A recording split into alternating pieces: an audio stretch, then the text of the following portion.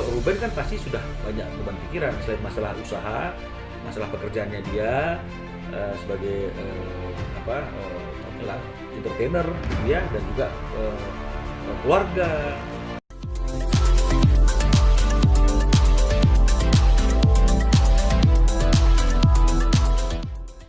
Jangan lupa ya di-subscribe dan nyalakan lonceng notifikasinya.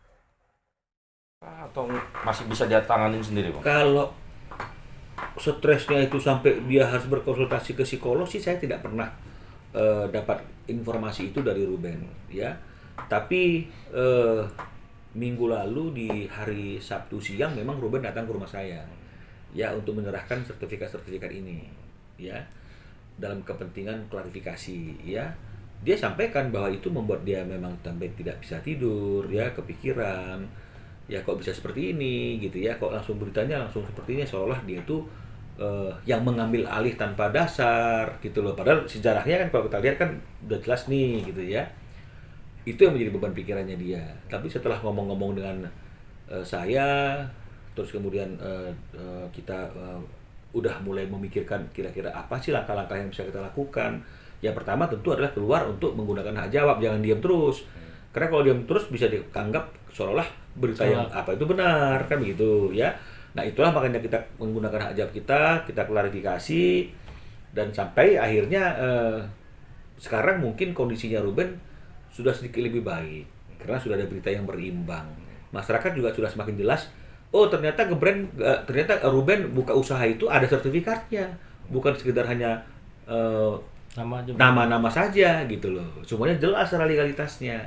Nah makanya kalau misalnya kemudian kalau kita bicara kalah dan menang, ya itu yang saya guyonan saya kan seperti itu. Kalah belum tentu salah, menang belum tentu benar, kan begitu. Karena ya ini tadi. Tapi ya kembali lagi tetap kita tidak mau intervensi dan mengkomentari putusan pengadilan karena itu tidak patut. Apapun yang menjadi komentar kami itu akan kami tuangkan dalam memori peninjauan kembali kami nantinya, kan begitu.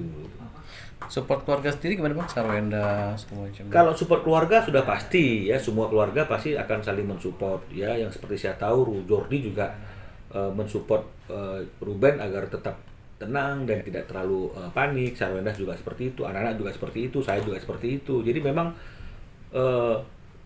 itulah gunanya berkomunikasi, itulah gunanya untuk saling bertukar pikiran dan berbagi beban pikiran, karena itu membuat orang-orang yang ada di sekitar kita, orang yang terdekat dengan kita bisa memberikan masukan-masukan, kata-kata bijak yang menimbulkan semangat kita. Nah, Bang Minul sendiri ngeliatnya gimana? Karena belum lama Ruben terpaksa melepas sekitar 2.500 karyawan karena COVID, Bang ya. Sekarang ditimpa lagi masalah ini. Abang lihat gimana struggle-nya Ruben dan Jordi menghadapi ini, Bang? Ya, mereka cukup struggle. Artinya dengan mereka itu mau keluar untuk menggunakan hak jawabnya mereka, dan kemudian walaupun sudah ada pemberitaan itu naik di permukaan yang diawali dari kumparan dan preskon pihak sana, itu juga tidak menghalangi Ruben untuk tetap memenuhi undangan bertemu untuk mencari solusi yang terbaik.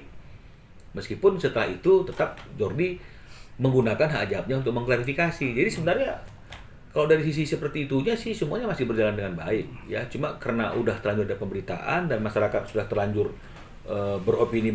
Nah, opini-opini ini yang kita perlu luruskan, makanya kita juga ingin mengklarifikasinya. Mana yang lebih kuat, Bang? Jordi atau Ruben menghadapi masalah ini, Bang? Jordi mungkin kan masih fokus ke usaha ya. Mungkin juga belum dibebani dengan masalah-masalah lain, masalah keluarga, masalah yang... Kalau Ruben kan pasti sudah banyak beban pikiran selain masalah usaha, masalah pekerjaannya dia sebagai entertainer gitu ya, dan juga keluarga ya, juga masalah-masalah yang lain. Jadi tentu beban yang difikirkan itu lebih banyak yang difikirkan oleh Ruben. Itu tentu memberikan dampak yang lebih berat daripada orang yang mungkin yang dia pikirkan masih hanya seputar usaha saja. Bang, tapi di antara Jordi sama Ruben itu mantau sosmed juga nggak sih, Bang? Dalam arti kayak komen-komen netizen gitu, ada juga banyak kok yang mendukung gitu. Iya, yang support mereka tuh luar support biasa loh, masif juga, lumayan masif Ya, juga. kalau Ruben sih sebenarnya dia tidak mau lagi ini ya, dia Ruben artinya menghindari untuk membaca komen-komen gitu ya, karena kan terlanjur trending, semua komen jelek gitu ya, jadi dia nggak mau baca lagi, takut terganggu ya pikirannya. Jadi kadang-kadang dia tanya, bang gimana bang? Saya bilang, saya baca beberapa yang ketika saya waktu senggang sudah agak lumayan kok, sudah ada berimbang lah gitu ya, sudah nggak terlalu memojokkan Ruben. Oh iya bang. Ya. Kalau Jordi juga saya kira mungkin ya di waktu-waktu luangnya dia juga pasti akan melihat kan gitu.